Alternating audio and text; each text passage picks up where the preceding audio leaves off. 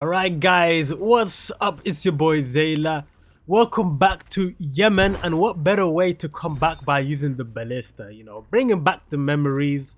But yeah, season 2 Reloaded just came out, but that is not what I'm going to be talking about in today's video. Today, I'm going to talk about something else. So while I play, okay, that guy got absolutely melted. There's even more people, boom. So I was watching this dating show clip, right?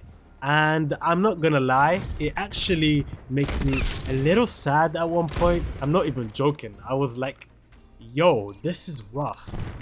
So I'm gonna play the clip right now, but like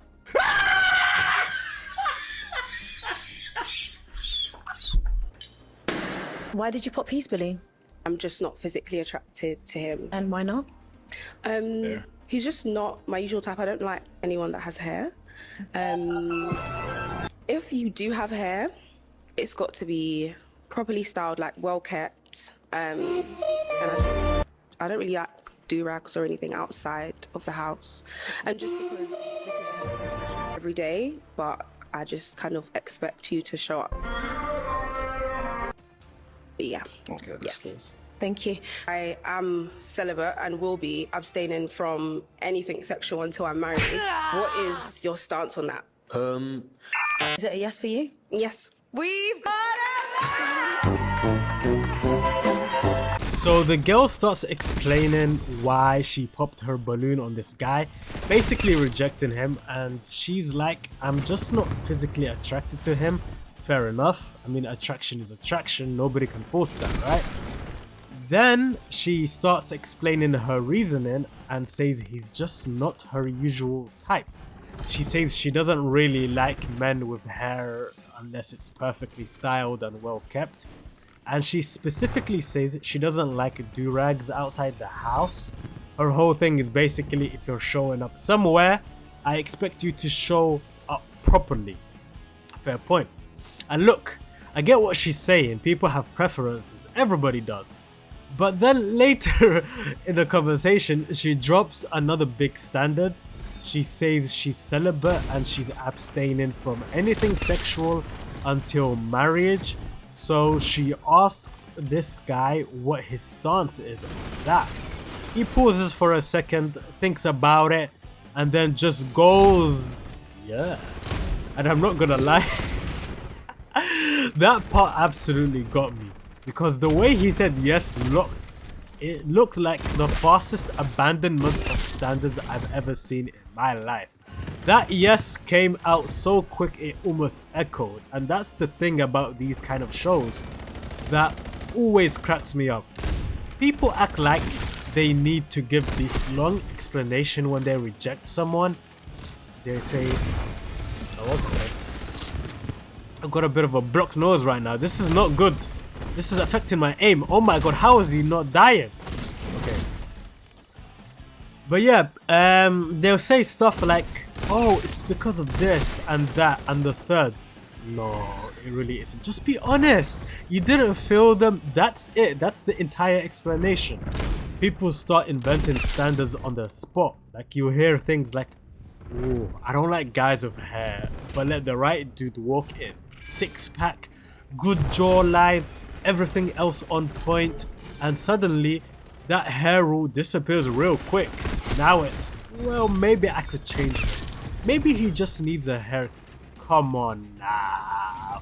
When I was watching the show, there were moments where someone would pop a balloon and then suddenly start explaining a reason that clearly came after the fact. Like someone would say, oh, I popped because you said you don't want kids. And then they replay the clip and you popped before he even said that. Yeah, you added that explanation after the balloon popped. Please stop this nonsense. People go online and do the same thing. Wait, 1 second. I'm actually cooking right now. Okay, wait, hold up. No, get out of me. Oh, la. Boom.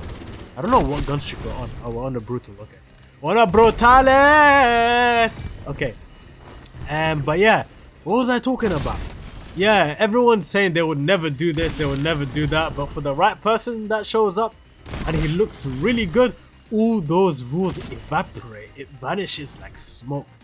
And I remember that viral mugshot of that convict with the blue eyes. The whole internet was like, he could ruin my life and I still date him. He could beat me literally. Meanwhile, that man was literally a criminal. So yeah, but no, wait, actually now he became model, right? A successful model. So I'm not sure about that. But yeah, so yeah, sometimes standards are a little flexible. Oh, we got the nuke. Let's go. Sometimes standards are a little flexible depending on how someone looks. Then there's another clip from the show where the girl asks one of the wildest questions I've ever heard.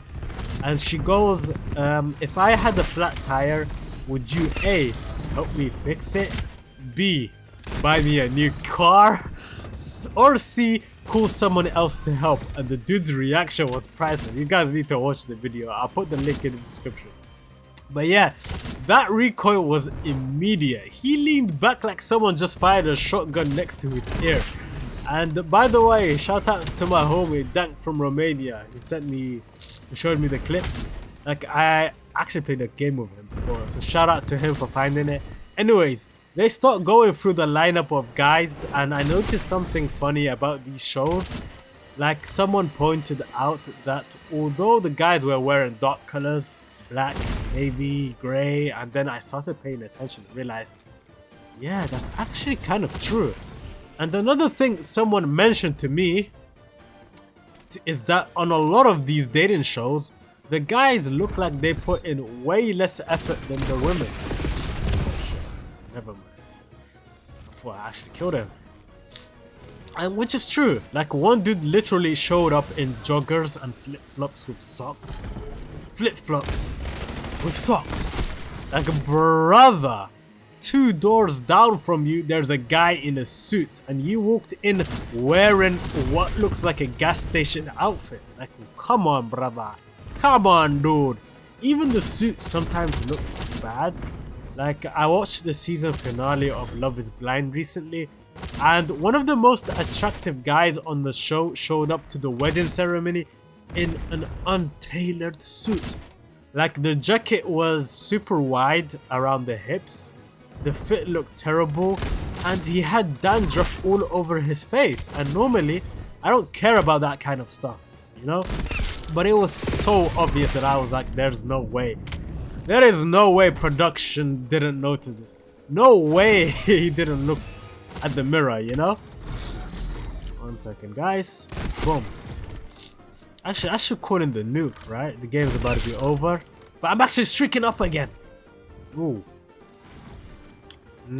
Deliciosa. Come on. You're gonna die, sir. I know. Boom. Next time in your next life, do not sit in the corner like a disgusting, filthy rat that you are, you know? Your mother didn't give birth to become scum like this. Alright, yeah, okay. I better call in the nuke. It's 197, 199. But yeah, the ballista. Gives me like good memories, man. God damn, that guy got. Oh, sniping. I just love sniping, man. But yeah, I don't know, man. I don't know about this, but I'll rate the maps later towards the end of the video. But yeah, that Love is Blind guy, he literally had dandruff all over his face. And normally I don't care about that kind of stuff, but it was so obvious. I was like, there's no way the production didn't, you know, check him out. But yeah, meanwhile, the women on these shows look like they prepared for hours. Like, hair done, nails done, makeup perfect. And whether you like the style or not, you could tell effort was put in.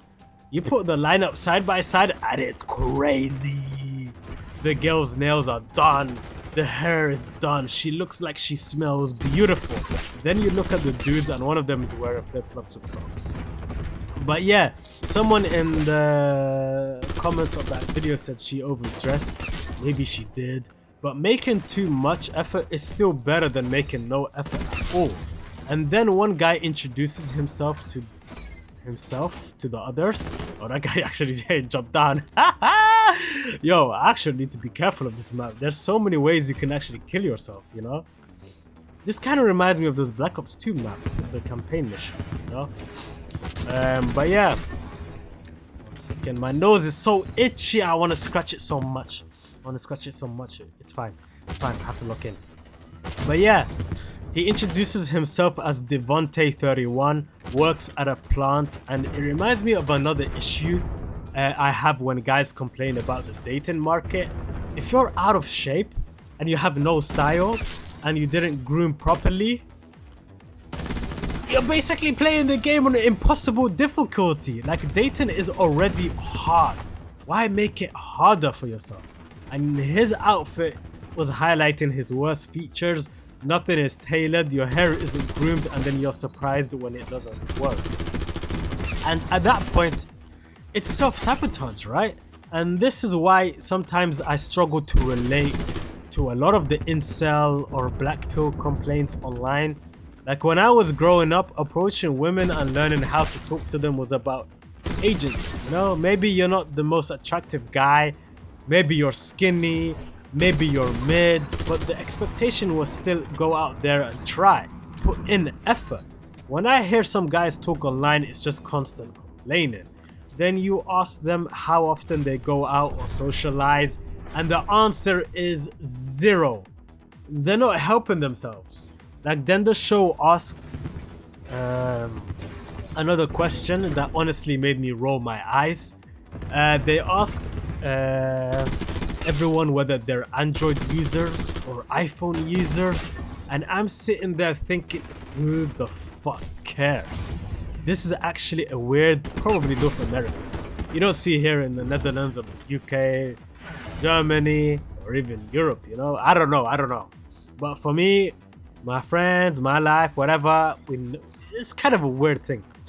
And when I started traveling, I went to the US for holidays. Quite consistently, I would say I would go there every year or every summer. And I noticed people in the US treat iPhones like some kind of status. Like, oh, you have green bubbles? You don't have iMessage? Ugh, to me that's a red flag. If someone judges you based on your phone color bubbles, that's like the most shala you can get. Later in the show, one guy pops his own balloon because the woman already has a child, and he says he doesn't want to date someone with kids. And she then criticizes his hair, and when they zoom in on the back of his head, I'm not gonna lie, I was shocked. Oh my god, imagine Maltese, a guy looking like a Maltese's head with a small little ass ponytail on the back of the head. Literally surviving. Literally his hairline is on life support. Yo, I'm so tempted to show a picture right now. But yeah, there was like a little patch of weird hair back there. Like, it wasn't even a rat tail, not a fade, just a mysterious patch. And I've seen a lot of hairstyles in my life, but that one confused me. And then the guy asks her if she'd cut her hair for him. She says no, and he immediately goes, well, what are you going to do for me then? And at that point, I'm just sitting there like, bro, pick a struggle. Your hair is crazy, your outfit is questionable, and now you're arguing on top of that. This is full-blown self-sabotage. And then the girl asks another insane question. What's your annual income? And the second she says it, you hear balloons popping everywhere.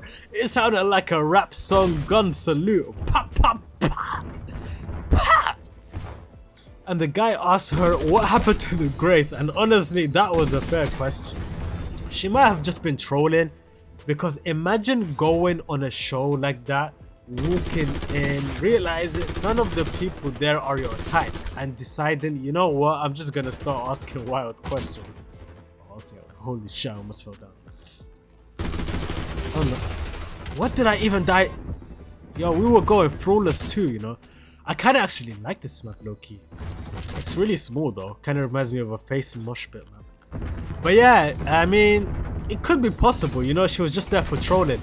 But some people genuinely ask questions like that because they're screening for a specific type of guy.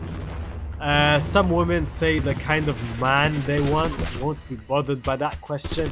And I've seen clips of women literally calling men and asking for money. Like, send me $10,000 right now. And the guy actually does it. So for certain audiences, that behavior actually works. Then the show circles back to the earlier flat tire question. If I had a flat tire, would you help me fix it, buy me a new car, or call someone else? And at this point, I'm convinced she's not trolling. This gal is serious.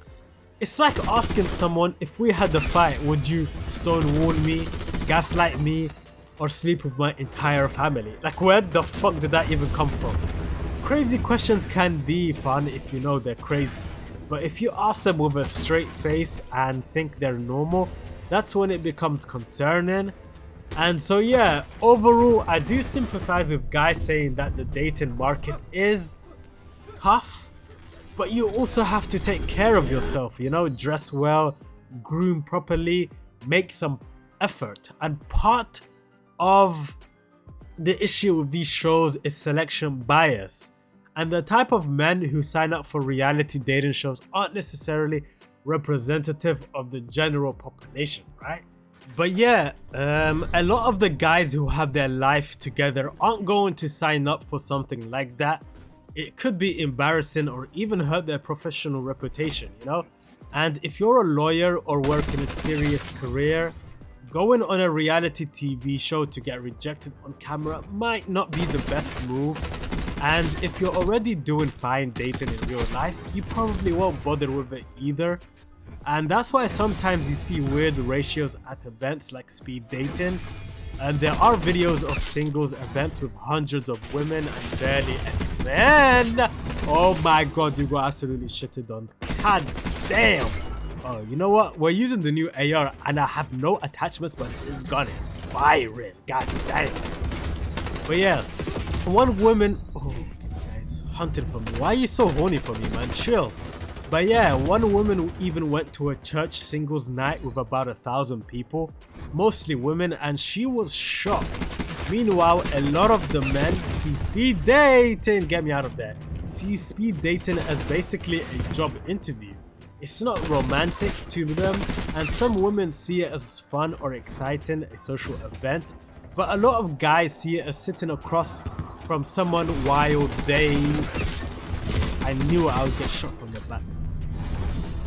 The firing range is kind of intense. But yeah, a lot of guys see it as sitting across from someone while they evaluate you for 60 seconds, which honestly sounds very terrifying. In general, I think dating has become exhausting for a lot of people. Most people don't describe it as fun, they describe it as something they want to finish as quickly as possible. And you go through these rapid fire conversations helping someone or hoping someone calls you back, and it's very stressful.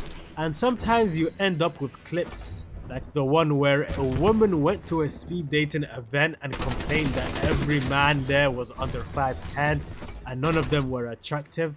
And meanwhile, there were way more women than men at the event. And the funniest part, the men had to pay to attend, which is kind of crazy if you think about it, paying money just to go somewhere and potentially get judged.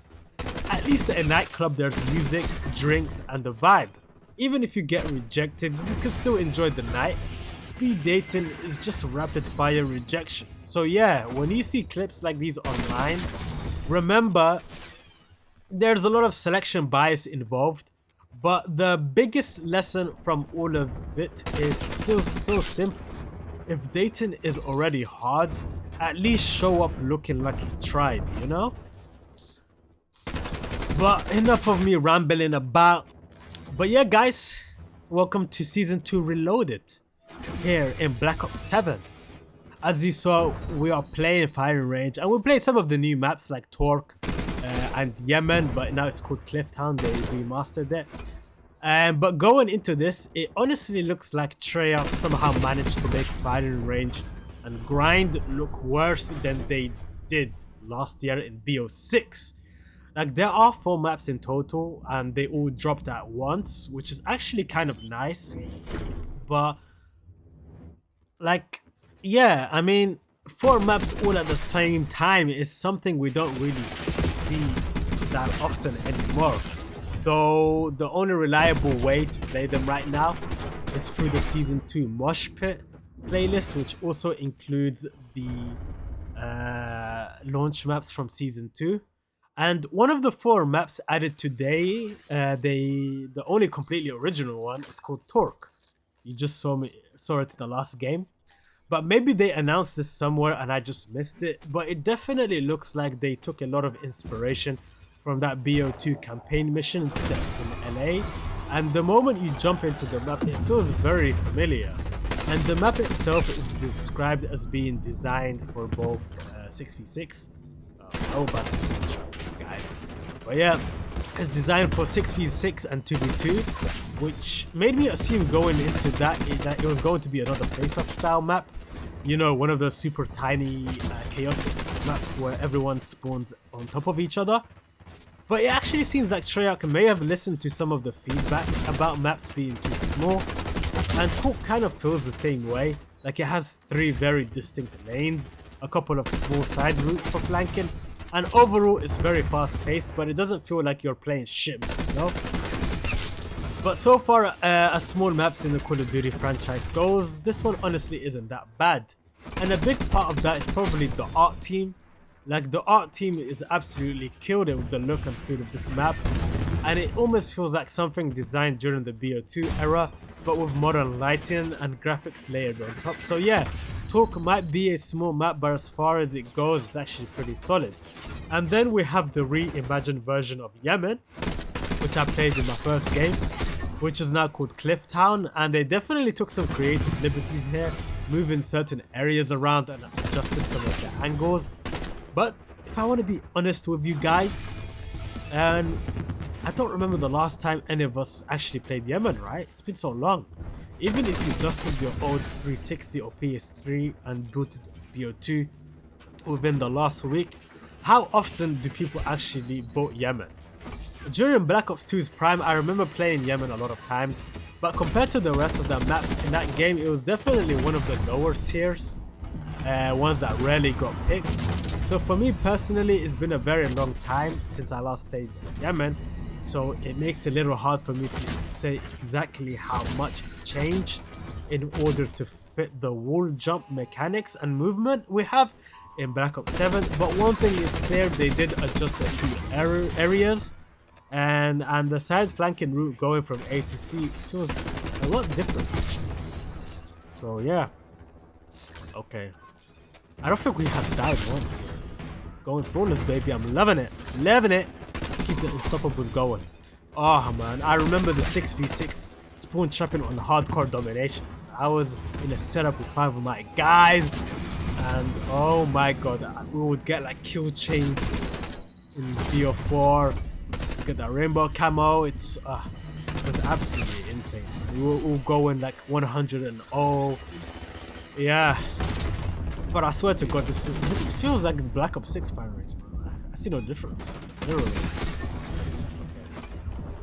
I think I might have to call in my nuke because my teammates are gonna cap the bomb. So yeah, he has it. He's on his way. Thank God. Is there anyone? They're gonna be spawn trapping. I feel like the spawn system is a bit weird, completely different than how I'm used to fighting the normal fire range or the old fire ranges. But yeah. I feel like they're just reskinning every new multiplayer map since the last year. Every Black Ops year we get slums, firing range, grind. How many times have I played this, you know? Starting to get a little bit bored, but it is what it is. There's nothing. Call of Duty is a bit dry, it's a bit boring, so I understand.